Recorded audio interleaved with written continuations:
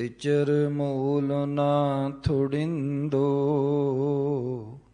जिचर आप किरपाल। शब्द अखुठ बाबा नानका, खाहें खर्च धन माल। परम सन्मानयोग जुगो जुग अटल, चवर छतर तखत दे मालक। हाजरा हजूर जहारा जहूर, सर्ब कलम भरपूर। राजान राज पानान पान, दीवान देव उपमा महान।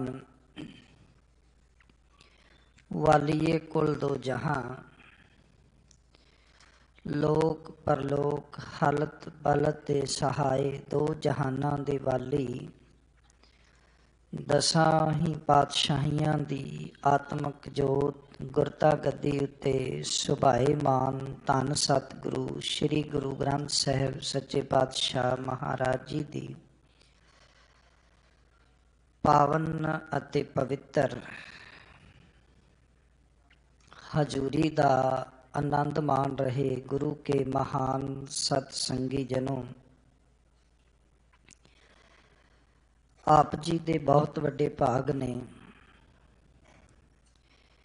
जो कि धन सतगुरु श्री गुरु तेग बहादुर साहिब महाराज तिन्हां दे पावन पवित्र शहीदी स्थान गुरुद्वारा सीसगंज साहिब विखे आप जी रोजाना की तरह अज भी ਅੰਮ੍ਰਿਤ ਵੇਲੇ ਦੇ ਦੀਵਾਨਾਂ ਦੇ ਵਿੱਚ ਅੰਮ੍ਰਿਤਮਈ ਬਾਣੀ ਨੂੰ ਸਰਵਣ ਕਰ ਰਹੇ ਹੋ। ਸਤਿਗੁਰੂ ਜੀ ਦੀ ਰਹਿਮਤ ਦਾ ਸਦਕਾ ਜਿੱਥੇ ਆਪ ਜੀ ਗੁਰੂ ਕੀ ਗੋਦ ਦੇ ਵਿੱਚ ਸੁਭਾਏਮਾਨ ਹੋ ਕੇ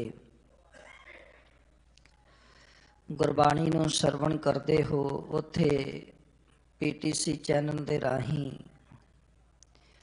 देश विदेश दीयां संगतां आपो अपने घरां विच बैठ के इस स्थान ते हुंदे होए गुरमत समागमां नूं बड़े प्यार ते सत्कार नाल सरवण करदियां हन। सतगुरु जी दे दरबार दी मर्यादा दे मुताबक जिथे आप जी ने धन गुरु नानक साहिब पातशाह वालों बख्शिश की हुई आसा की वार दा कीर्तन आप जी ने गुरु के कीर्तनिया पासों सरवण किया है। उथे लड़ीवार जो इस पावन पवित्र दरबार विच गुरबाणी की विचार चल रही है, विचार अधीन पावन बाणी गौड़ी थित्ती विचों श्रोमणी भगत भगत कबीर साहिब जी की रचना तो उचारण की हुई बाणी दे कुछ बंद आप जी ने कल तक सरवण किते सी। सत्कारयोग सिंह साहिब जी ने आप जी नूं अज इस गौड़ी थिथी विचों बाकी दे बंदां दा पाठ सरवण कराया है। 12 तो लैके 16 तक इस दे विच बंद है। 12वीं थित 12वां बंद कह लीए, उसका पाठ आप जी ने सरवण किया है। सो आओ सतगुरु पातशाह जी इस पावन पवित्र बाणी विच ते रहिंदे होए इन्हां बंदां विच जो अगमी उपदेश गुर शब्द राही सानू बख्शिश कर रहे ने, उस उपदेश नूं अपने हिरदे विच वसाउणा करिए। उस तो पहला कलगीधर पातशाह साहिब श्री गुरु गोबिंद सिंह महाराज वालों बख्शिश की हुई फतेह प्रवान करो जी। वाहिगुरु जी का खालसा, वाहिगुरु जी की फतेह। आप जी ਸਿੱਖ ਕੌਮ ਦੇ ਮਹਾਨ ਵਿਦਵਾਨ ਪਾਸੋਂ ਗੁਰਬਾਣੀ ਦੀ ਵਿਚਾਰ ਨਿਤਾਂ ਪ੍ਰਤੀ ਸਰਵਣ ਕਰਦੇ ਹੋ। ਵਿਦਵਾਨ ਸੱਜਣਾ ਨੇ ਜਿਵੇਂ ਆਪ ਜੀ ਨੂੰ ਦੱਸਿਆ ਹੈ ਕਿ ਸ੍ਰੀ ਗੁਰੂ ਗ੍ਰੰਥ ਸਾਹਿਬ ਜੀ ਦੇ ਵਿੱਚ ਜਿੱਥੇ 31 ਰਾਗ ਨੇ ਉੱਥੇ ਵੱਖ-ਵੱਖ ਬਾਣੀਆਂ ਨੇ ਤੇ ਖਾਸ ਬਾਣੀਆਂ ਨੇ, ਤੇ ਕਈ ਵਾਰ ਸਹਿਜ ਪਾਠ ਕਰਨ ਵਾਲਿਆਂ ਦਾ ਧਿਆਨ ਇਸ ਪਾਸੇ ਵੀ ਗਿਆ ਹੋਏਗਾ ਕਿ ਸ੍ਰੀ ਗੁਰੂ ਗ੍ਰੰਥ ਸਾਹਿਬ ਜੀ ਦੇ ਵਿੱਚ ਇੱਕ ਹੀ ਨਾਂ ਦੀਆਂ 2 ਬਾਣੀਆਂ ਵੀ ਦਰਜ ਨੇ। ਜਿਵੇਂ ਕਿ 12 ਮਾਹ ਆਪ ਜੀ ਪੜ੍ਹਦੇ ਹੋ, ਵਿਚਾਰਦੇ ਹੋ, ਸਰਵਣ ਕਰਦੇ ਹੋ ਵਿਦਵਾਨਾਂ ਪਾਸੋਂ, ਉਹ ਮਾਝ ਰਾਗ ਵਿੱਚ ਵੀ ਹੈ, ਤੁਖਾਰੀ ਰਾਗ ਵਿੱਚ ਵੀ ਹੈ। 52 ਅੱਖਰੀ ਆਪ ਜੀ ਸਰਵਣ ਕਰਦੇ ਹੋ। ਉਸ ਦੇ ਨਾਲ ਨਾਲ ਪੱਟੀ ਬਾਣੀ ਸਰਵਣ ਕਰਦੇ ਹੋ, ਪਹਿਰ ਸਰਵਣ ਕਰਦੇ ਹੋ, ਤੇ ਦਿਨ ਰੈਣ ਬਾਣੀ ਸਰਵਣ ਕਰਦੇ ਹੋ। ਥਿੱਥਾਂ ਦੇ ਅਧੀਨ ਜਿਹੜੀ ਬਾਣੀ ਹੈ, ਜਿਸ ਨੂੰ ਆਪਾਂ ਗੌੜੀ ਥਿੱਥੀ, ਇਹਦੀ ਵਿਚਾਰ ਚੱਲ ਰਹੀ ਹੈ ਕਈ ਦਿਨ ਤੋਂ, ਇਸ ਬਾਣੀ ਨੂੰ ਸਰਵਣ ਕਰਦੇ ਹੋ। ਇਹ ਬਾਣੀ ਜਿੱਥੇ ਗੁਰੂ ਸਾਹਿਬ ਜੀ ਨੇ ਉਚਾਰਨ ਕੀਤੀ ਹੈ, ਉੱਥੇ ਭਗਤ ਸਾਹਿਬਾਨ ਨੇ ਵੀ ਇਹਨੂੰ ਉਚਾਰਨ ਕੀਤਾ ਹੈ। ਗੁਰੂ ਅਰਜਨ ਸਾਹਿਬ ਜੀ ਨੇ ਵੀ ਕਿਰਪਾ ਕੀਤੀ ਹੈ ਤੇ ਭਗਤ ਕਬੀਰ ਸਾਹਿਬ ਜੀ ਨੇ ਵੀ ਕਿਰਪਾ ਕੀਤੀ ਹੈ। ਸਮੇਂ ਦੀ ਜੋ ਵੰਡ ਹੈ, ਸਮੇਂ ਨੂੰ ਮਨੁੱਖ ਨੇ ਨਾਮ ਦਿੱਤਾ ਹੈ। ਪ੍ਰਕਿਰਤੀ ਵਿੱਚ, ਇਸ ਕੁਦਰਤ ਦੇ ਵਿੱਚ ਜਿੰਨੀਆਂ ਵੀ ਚੀਜ਼ਾਂ ਨੇ, ਭਾਵੇਂ ਉਹ ਕਿਸੇ ਵੀ ਖਾਣੀ ਰਾਹੀਂ ਇਸ ਸੰਸਾਰ ਵਿੱਚ ਹੋਂਦ ਵਿੱਚ ਆਈਆਂ ਨੇ, ਪਰ ਉਹਨਾਂ ਨੂੰ ਨਾਮ ਦੇਣ ਵਾਲਾ ਇਹ ਮਨੁੱਖ ਹੀ ਹੈ, ਇਹ ਵਿਅਕਤੀ ਹੀ ਹੈ। ਭਾਵੇਂ ਉਹ ਆਂਡਿਆਂ ਤੋਂ ਪੈਦਾ ਹੋਣ ਵਾਲੇ ਜੀਵ ਨੇ, ਭਾਵੇਂ ਉਹ ਜੇਰਸ ਤੋਂ ਪੈਦਾ ਹੋਣ ਵਾਲੇ ਜੀਵ ਨੇ, ਭਾਵੇਂ ਉਹ ਸੇਤਜ ਤੋਂ ਪੈਦਾ ਹੋਣ ਵਾਲੇ ਜੀਵ ਨੇ, ਤੇ ਭਾਵੇਂ ਉਹ ਉਦਭੁਜ ਵਨਸਪਤੀ ਹੈ। ਉਹਨਾਂ ਦੀ ਪਹਿਚਾਣ ਜਿਹੜੀ ਹੈ ਉਹ ਮਨੁੱਖ ਨੇ ਦਿੱਤੀ ਹੈ, ਤੇ ਪਹਿਚਾਣ ਵਜੋਂ ਉਹਨਾਂ ਨੂੰ ਵੱਖ-ਵੱਖ ਨਾਵਾਂ ਦੇ ਨਾਲ ਸੰਬੋਧਨ ਕੀਤਾ ਗਿਆ ਹੈ। ਮਨੁੱਖ ਦੇ ਘਰ ਵੀ ਬੱਚਾ ਜਨਮਦਾ ਹੈ ਤੇ ਉਹ ਆਪਣਾ ਨਾਂ ਲੈ ਕੇ ਨਹੀਂ ਜਨਮਦਾ। ਮਨੁੱਖ ਉਸ ਨੂੰ ਪਹਿਚਾਣ ਦਿੰਦਾ ਹੈ, ਉਸ ਨੂੰ ਨਾਮ ਦਿੰਦਾ ਹੈ।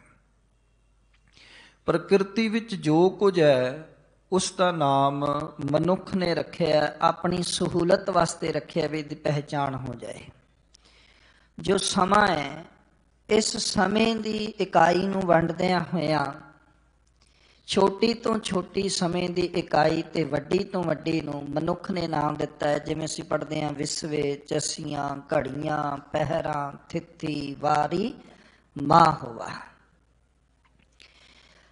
ਇਹ ਛੋਟੀ ਤੋਂ ਛੋਟੀ ਸਮੇਂ ਦੀ ਇਕਾਈ ਤੇ ਵੱਡੀ ਤੋਂ ਵੱਡੇ ਜਿਹੜਾ ਸਮੇਂ ਨੂੰ ਮਨੁੱਖ ਨੇ ਸਾਲਾਂ ਬੱਧੀ ਨਾਂ ਦੇ ਦਿੱਤਾ ਹੈ ਕਿ ਵੀ ਇੰਨੇ ਮਹੀਨੇ ਨੇ, ਆ ਮਹੀਨਾ ਹੈ, ਛਮਾਈ ਹੈ, ਮਾਸਿਕ ਹੈ, ਸਾਲਾਨਾ ਹੈ। ਆਪਾਂ ਸਾਰਿਆਂ ਨੂੰ ਸੁਣਦੇ ਹੀ ਹਾਂ। ਸੋ ਇਸੇ ਤਰ੍ਹਾਂ ਗੁਰੂ ਸਾਹਿਬ ਜੀ ਨੇ ਜੋ ਥਿੱਥਾਂ ਦੀ ਗੱਲ ਮਨੁੱਖ ਨੇ ਕੀਤੀ ਹੈ, ਔਰ ਮਨੁੱਖ ਨੇ ਜਿੱਥੇ ਨਾਮ ਦਿੱਤਾ, ਉੱਥੇ ਇੱਕ ਗੱਲ ਹੋਰ ਜਿਹੜਾ ਸਮਾਜ ਵਿੱਚ ਤੁਹਾਨੂੰ ਵੇਖਣ ਨੂੰ ਮਿਲੀ ਕਿ ਮਨੁੱਖ ਸਮੇਂ ਦੀ ਇਕਾਈ ਦੇ ਨਾਮ ਰੱਖਦਿਆਂ ਅਤੇ ਸਮੇਂ ਦੀ ਵੰਡ ਕਰਦਿਆਂ ਮਨੁੱਖ ਨੇ ਇਹ ਵੀ ਆਪਣੀ ਸੋਚ ਵਿੱਚ ਜਿਹੜਾ ਹੈ ਉਹ ਵਸਾ ਲਿਆ ਵੀ ਇਹ ਚੰਗਾ ਹੈ ਤੇ ਇਹ ਮਾੜਾ ਹੈ। ਹਾਂ ਤਾਂ ਨਾ ਹੀ ਸੀਗਾ, ਪਰ ਬੰਦੇ ਨੇ ਜਿਹੜਾ ਹੈ ਕਿਸੇ ਸਮੇਂ ਨੂੰ ਪਵਿੱਤਰ ਕਹਿ ਦਿੱਤਾ, ਕਿਸੇ ਨੂੰ ਮਾੜਾ ਕਹਿ ਦਿੱਤਾ, ਕਿਸੇ ਮਹੀਨੇ ਨੂੰ ਚੰਗਾ ਕਿਹਾ, ਕਿਸੇ ਨੂੰ ਮਾੜਾ ਕਿਹਾ, ਕਿਸੇ ਰੁੱਤ ਨੂੰ ਚੰਗਾ ਕਿਹਾ, ਕਿਸੇ ਨੂੰ ਮਾੜਾ ਕਿਹਾ। ਇਸੇ ਤਰ੍ਹਾਂ ਥਿੱਥਾਂ ਦੀ ਗੱਲ ਹੈ ਕਿ ਇਹ ਥਿੱਥ ਚੰਗੀ ਹੈ, ਇਹ ਮਾੜੀ ਹੈ। ਇਹ ਮਨੁੱਖੀ ਸੋਚ ਦੇ ਵਿੱਚ ਗੱਲ ਜਿਹੜਾ ਹੈ ਉਹ ਘਰ ਕਰ ਗਈ।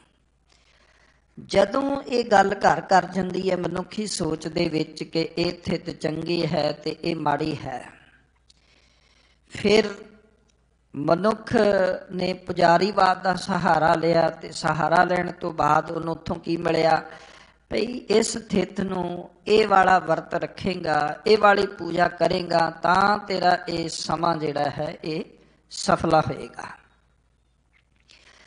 ਗੁਰੂ ਗ੍ਰੰਥ ਸਾਹਿਬ ਜੀ ਬਾਣੀ ਨੂੰ ਜਦੋਂ ਅਸੀਂ ਪੜ੍ਹਦੇ ਹਾਂ ਤਾਂ ਸਤਿਗੁਰੂ ਜੀ ਨੇ ਇਸ ਗੱਲ ਨੂੰ ਮੂਲੋਂ ਹੀ ਨਕਾਰ ਦਿੱਤਾ ਤੇ ਇੱਕ ਸਪਸ਼ਟ ਜੀ ਗੱਲ ਸਾਡੇ ਸਾਹਮਣੇ ਰੱਖ ਦਿੱਤੀ ਕਿ ਥਿਤ ਵਾਰ ਸੇਵੈ ਮੁਗਧ ਗਵਾਰ।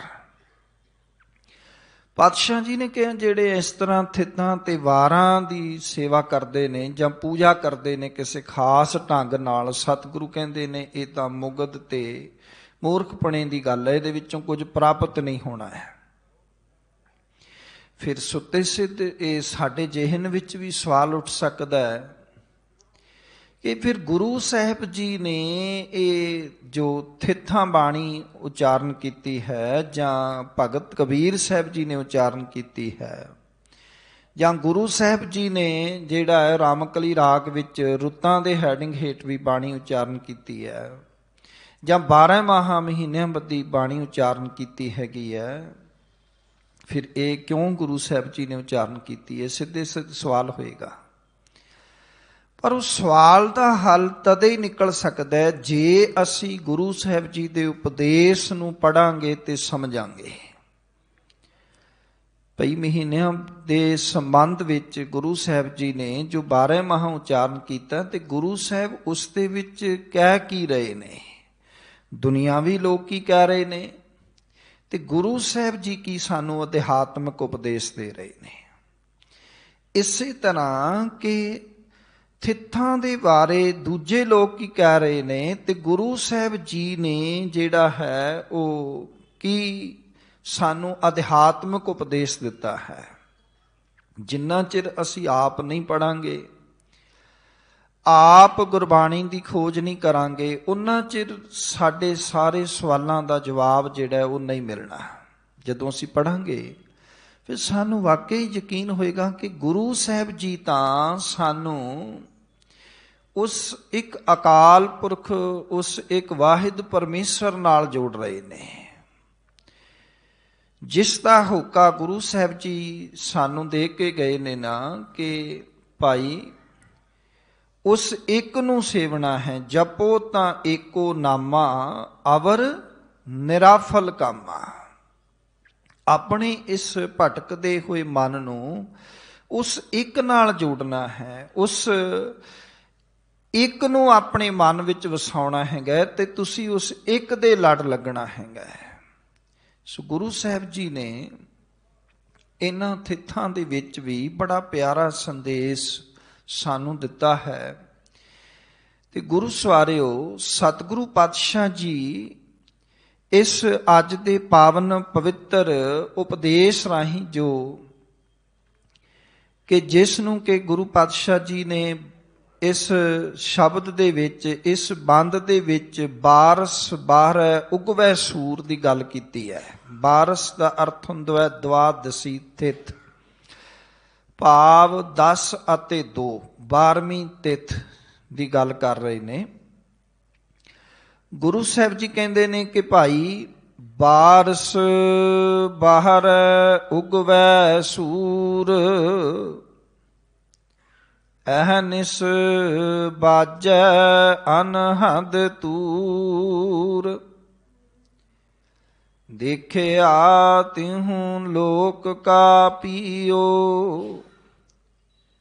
ਆਚਰਜ ਭਇਆ ਜੀਵ ਤੇ ਸੀਓ।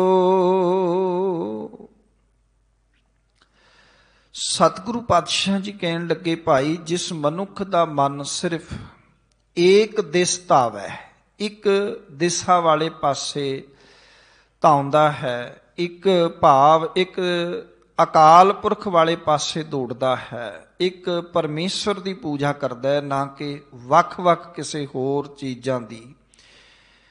ਸਤਿਗੁਰੂ ਕਹਿੰਦੇ ਨੇ ਜੋ ਮਨੁੱਖ ਸਿਰਫ ਇੱਕ ਪ੍ਰਭੂ ਦੀ ਯਾਦ ਵਿੱਚ ਜੁੜਦਾ ਹੈ, ਉਸ ਦੇ ਅੰਦਰੋਂ ਮਾਨੋ 12 ਸੂਰਜ ਚੜ ਪੈਂਦੇ ਨੇ। ਬਾਰਸ ਬਾਰੈ ਉਗਵੈ ਸੂਰ, ਗੱਲ ਬੜੀ ਧਿਆਨ ਦੇਣ ਯੋਗ ਹੈ क्योंकि इत्थे गल नूं समझना है कि 12 सूरज मान लो गुरु साहब जी ने एक मुहावरे वजों वरते ने और ये चानण का प्रतीक है, बहुत सारे प्रकाश का प्रतीक है। पर गुरु साहब जी कह रहे ने, भगत साहिबान जी इत्थे कह रहे ने, भगत कबीर साहब जी, कि भाई ये तदे हो सकता है जे तेरा मन एक अकाल पुरख वल ਜਿਹੜਾ ਹੈ ਜਾਂਦਾ ਹੈ, ਇੱਕ ਅਕਾਲ ਪੁਰਖ ਦੀ ਪੂਜਾ ਵਿੱਚ ਜੁੜਦਾ ਹੈ, ਇੱਕ ਅਕਾਲ ਨੂੰ ਸਮਰਪਿਤ ਹੁੰਦਾ ਹੈ। ਤੇ ਜੇ ਮਨ ਦੇ ਵਿੱਚ ਬਾਰ-ਬਾਰ ਭਟਕਣਾ ਹੈ ਤਾਂ ਫਿਰ ਤੇਰੀ ਜ਼ਿੰਦਗੀ ਵਿੱਚ ਇਹ ਨਾ ਸਮਝ ਕੇ 12 ਸੂਰਜਾਂ ਜਿੰਨਾ ਚਾਨਣ ਹੈ, ਫਿਰ ਇਹ ਸਮਝ ਲੈ ਤੇਰੀ ਜ਼ਿੰਦਗੀ ਵਿੱਚ ਇੱਕ ਸੂਰਜ ਜਿੰਨਾ ਵੀ ਚਾਨਣ ਨਹੀਂ ਹੈ। ਫਿਰ ਤੈਨੂੰ ਚਾਨਣ ਨਹੀਂ ਹੈ, ਤੈਨੂੰ ਪ੍ਰਕਾਸ਼ ਨਹੀਂ ਹੈ, ਤੇਰੇ ਅੰਦਰ ਸੋਝੀ ਨਹੀਂ ਹੈ। ਨਾ ਸੋਝੀ ਹੋਣ ਕਰਕੇ ਹੀ ਮਨੁੱਖ ਧੱਕੇ ਖਾਂਦਾ ਹੈ। ਇੱਕ ਮੈਂ ਇੱਥੇ ਬੇਨਤੀ ਕਰਦੇ ਹਾਂ, ਜਿਹੜੀਆਂ ਇਹ ਥਿੱਥਾਂ ਨੇ ਨਾ ਜੀ, ਇਹ ਕਿਹਾ ਜਾਂਦਾ ਵੀ 15 ਥਿੱਥਾਂ, ਇਹ ਮੰਨਿਆ ਜਾਂਦਾ ਹੈ ਵਿਦਵਾਨਾਂ ਦੀ ਭਾਸ਼ਾ ਵਿੱਚ ਵੀ ਇਹ ਚੰਦਰਮਾ ਮੁਤਾਬਕ ਨੇ।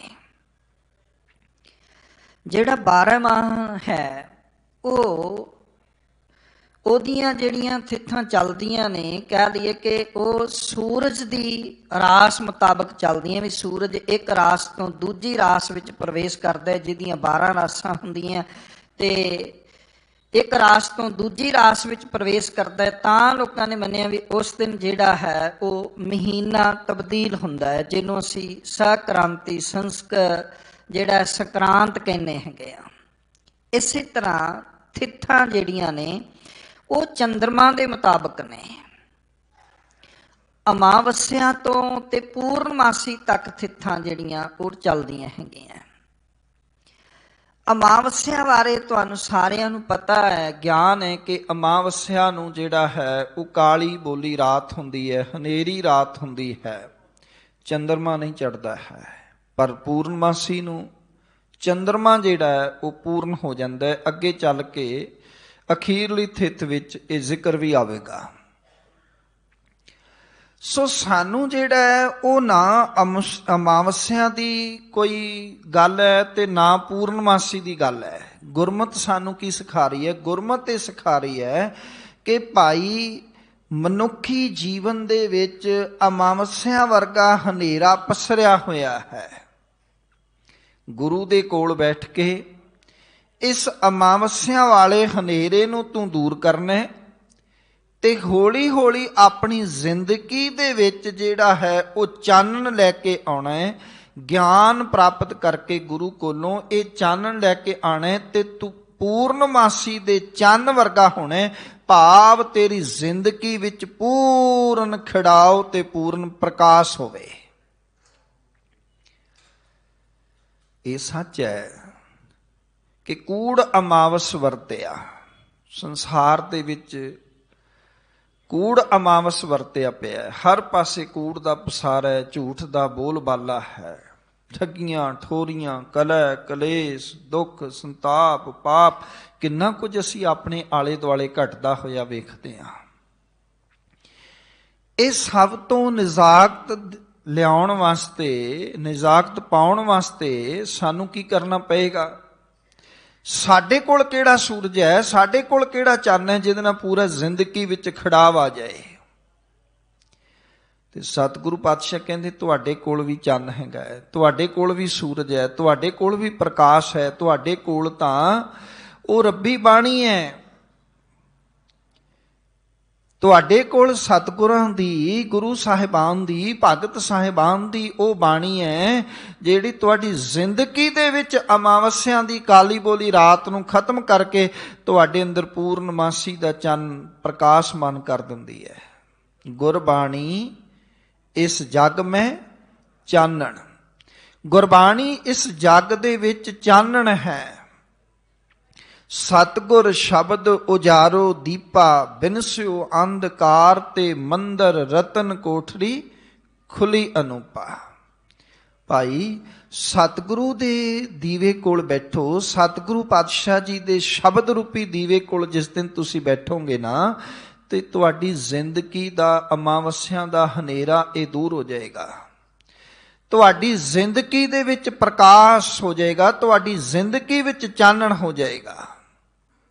ਔਰ ਜਿਸ ਦਿਨ ਗੁਰੂ ਕੋਲ ਬੈਠੇ ਨਾ, ਜਿਸ ਦਿਨ ਗੁਰੂ ਕੋਲੋਂ ਗਿਆਨ ਪ੍ਰਾਪਤ ਕੀਤਾ, ਉਸ ਦਿਨ ਇਹ 12 ਤਾਂ ਅਖਾਣ ਵਜੋਂ ਵਰਤਿਆ ਨਾ, ਮੁਹਾਵਰੇ ਵਜੋਂ ਵਰਤਿਆ ਨਾ। ਸਤਿਗੁਰੂ ਪਾਤਸ਼ਾਹ ਕਹਿੰਦੇ ਨੇ ਯਾਦ ਰੱਖਣਾ, ਉਸ ਦਿਨ ਜਿਹੜਾ ਹੈ ਜੇ 100 ਚੰਦਰਮਾ ਦਾ ਪ੍ਰਕਾਸ਼ ਵੀ ਇਕੱਠਾ ਕਰ ਲਓ, ਹਜ਼ਾਰਾਂ ਸੂਰਜਾਂ ਦਾ ਪ੍ਰਕਾਸ਼ ਵੀ ਇਕੱਠਾ ਕਰ ਲਓ, ਤੇ ਚੇਤੇ ਰੱਖਣਾ ਗੁਰੂ ਦੇ ਪ੍ਰਕਾਸ਼ ਦੇ ਸਾਹਮਣੇ ਇਹ ਕੁਝ ਵੀ ਨਹੀਂ ਹੈ। ਆਪ ਜੀ ਨੇ ਅੰਮ੍ਰਿਤ ਵੇਲੇ ਰਾਗੀ ਸਿੰਘਾਂ ਤੋਂ ਸਰਵਣ ਕੀਤਾ ਹੋਣਾ, ਜੇ ਸੋ ਚੰਦਾ ਉਗਵਹਿ ਸੂਰਜ ਚੜ੍ਹੈ ਹਜ਼ਾਰ, ਏਤੇ ਚਾਨਣ ਹੁੰਦਿਆਂ ਗੁਰ ਬਿਨ ਘੋਰ ਅੰਧਾਰ। ਪਾਤਸ਼ਾਹ ਕਹਿੰਦੇ ਗੁਰੂ ਤੋਂ ਬਿਨਾਂ ਜਿਹੜਾ ਉਹ ਘੁੱਪ ਹਨੇਰਾ, ਘੋਰ ਹਨੇਰਾ ਹੈ। ਜਿਸ ਦਿਨ ਤੁਸੀਂ ਗੁਰੂ ਕੋਲ ਆ ਕੇ ਬੈਠ ਗਏ, ਗੁਰੂ ਵਾਲੇ ਬਣ ਗਏ, ਗੁਰੂ ਦੀ ਸਿੱਖਿਆ ਨੂੰ ਗ੍ਰਹਿਣ ਕਰ ਲਿਆ, ਉਸ ਦਿਨ ਤੁਹਾਡੀ ਜ਼ਿੰਦਗੀ ਵਿੱਚ ਚਾਨਣ ਹੀ ਚਾਨਣ ਹੈ।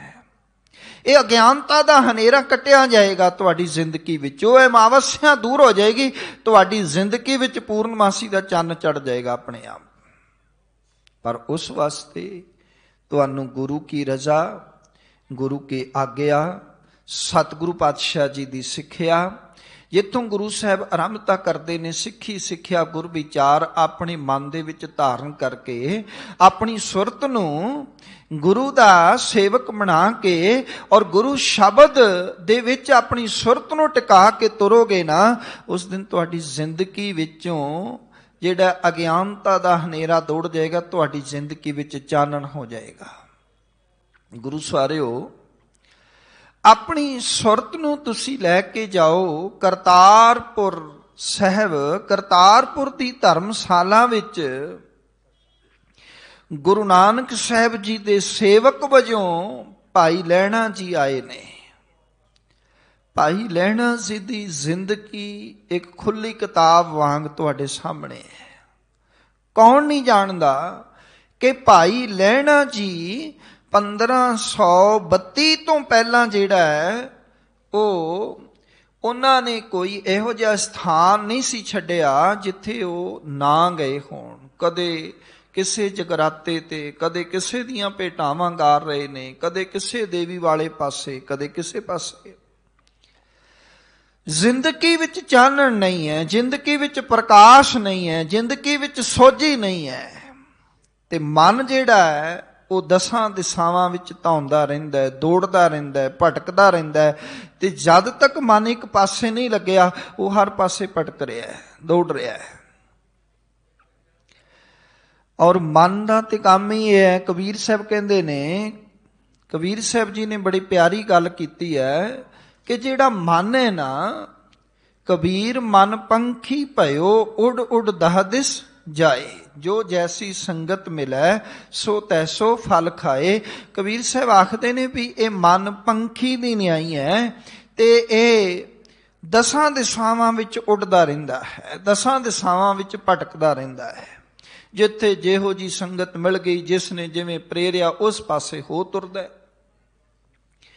ਕਹਿਣ ਕਿ ਭਾਈ ਲਹਿਣਾ ਜੀ ਨੂੰ ਜਿਸ ਤਰ੍ਹਾਂ ਸੰਗਤ ਮਿਲੀ, ਉਹਨਾਂ ਨੇ ਜਿਵੇਂ ਦੱਸਿਆ ਹੋ ਤੁਰੇ ਹਨ।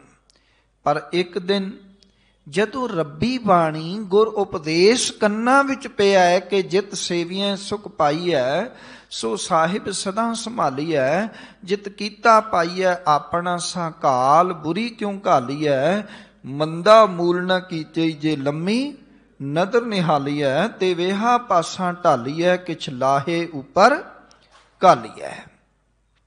ਜਦੋਂ ਪਾਵਨ ਬਚਨਾਂ ਦੀ ਸਮਝ ਪੈ ਗਈ ਤਾਂ ਗੁਰੂ ਸਵਾਰਿਓ ਚੇਤੇ ਰੱਖਣਾ, ਉਸ ਦਿਨ ਭਾਈ ਲਹਿਣਾ ਜੀ ਨੇ ਕਿਹਾ, ਜਿਨ੍ਹਾਂ ਦੇ ਇਹ ਪਾਵਨ ਬਚਨ ਨੇ ਉਸ ਮਹਾਨ ਸ਼ਖਸੀਅਤ ਨੂੰ ਮੈਂ ਮਿਲਣਾ ਹੈ। ਔਰ ਜਾ ਕੇ ਮਿਲੇ ਹਨ, ਆਪਣਾ ਸੀਸ ਗੁਰੂ ਕਦਮਾਂ ਵਿੱਚ ਭੇਟਾਂ ਕਰ ਦਿੱਤਾ ਹੈ, ਔਰ ਸਤਿਗੁਰੂ ਪਾਤਸ਼ਾਹ ਜੀ ਦੇ ਦਰ ਤੇ ਸੇਵਾ ਕਰਨੀ ਸ਼ੁਰੂ ਕੀਤੀ ਹੈ। ਗੁਰੂ ਸਾਹਿਬ ਜੀ ਨੇ ਜੋ ਵੀ ਹੁਕਮ ਲਾਇਆ ਉਹਨੂੰ ਖਿੜੇ ਮੱਥੇ ਪ੍ਰਵਾਨ ਕੀਤਾ ਹੈ। ਭਾਈ ਲਹਿਣਾ ਜੀ ਦੀ ਜ਼ਿੰਦਗੀ 7 ਸਾਲ ਗੁਰੂ ਨਾਨਕ ਸਾਹਿਬ ਜੀ ਦੇ ਚਰਨਾਂ ਵਿੱਚ ਬਤੀਤ ਹੋਈ ਹੈ। 1532 ਤੋਂ ਲੈ ਕੇ 1539 ਤੱਕ। ਪਰ 7 ਸਾਲਾਂ ਦੇ ਵਿੱਚ ਜ਼ਿੰਦਗੀ ਦਾ ਉਹ ਤਜਰਬਾ ਉਹਨਾਂ ਨੇ ਹਾਸਲ ਕਰ ਲਿਆ, ਉਹ ਗਿਆਨ ਹਾਸਲ ਕਰ ਲਿਆ ਜਿਹੜਾ 32 ਤੋਂ ਪਹਿਲਾਂ ਨਹੀਂ ਪ੍ਰਾਪਤ ਕੀਤਾ। ਔਰ ਉਹਨਾਂ ਨੇ ਸਤਿਗੁਰੂ ਕੋਲ ਰਹਿ ਕੇ ਇਹ ਜੀਵਨ ਜਾਚ ਸਿੱਖ ਲਈ ਜੋ ਦੁਨੀਆ ਨੂੰ ਦੱਸ ਗਏ ਕਿ ਚਾਕਰ ਲੱਗੇ ਚਾਕਰੀ, ਚੱਲੇ ਖਸਮੇ ਪਾਏ।